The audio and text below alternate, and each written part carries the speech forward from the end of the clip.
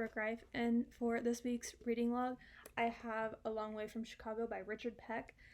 It's a chapter book, so the only illustrations are this front illustration by Hung Hee, and the publisher is Dial Books for Children, and the copyright date was in 1998. There is 148 pages in this book, and it has 7 chapters throughout the book. And the recommended age for this is 12 years and older, and I think this is a good age because there are mature themes like murder and gangsters. So this book takes place over a course of 7 years, and each year Joey and Mary Alice go to stay with their grandmother for a week in rural Illinois. Joey and Mary Alice live with their parents in Chicago, so their parents thinks it's a good idea for them to get out of the city. This is also set in the Great Depression, so in the 1930s. And while they're living with their grandmother for the week, there is something that happens, and each year it seems to get more crazy than the last.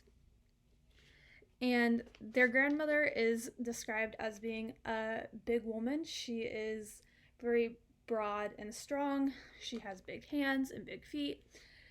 And she is very opinionated and does not really care what others think of her. She lives in a rural setting, and she lives by herself. Their grandfather, Grandpa Dowdell, had passed away many years before. And so she's widowed and she lives alone. So during the first summer, Joey is 9 years old and Mary Alice is 7 years old. And the story starts out, they don't want to go stay with their grandma because they just don't want to go to the country and be away from their friends.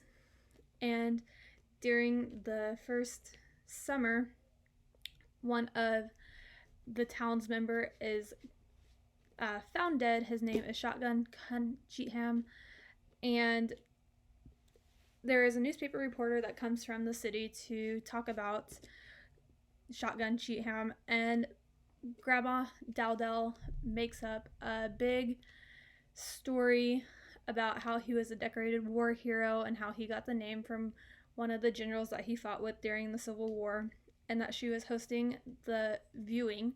So the townspeople brought Shotgun Cheatham down to Grandma Dowdell's house, and while they're sitting around the casket telling stories, a cat gets into the casket, and Grandma Dowdell does what any grandma does, and she grabs a shotgun and shoots at the casket, claiming that Shotgun Cunham had had his time and that it is time for him to rest peacefully.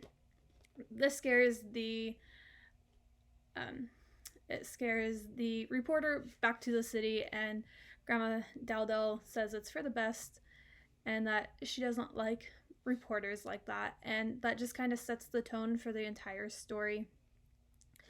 So one of the themes of the story is that people, even if they might have quirks, you still can learn to love them. And another theme of the story is learning how to grow up through a course of years and just watching kids grow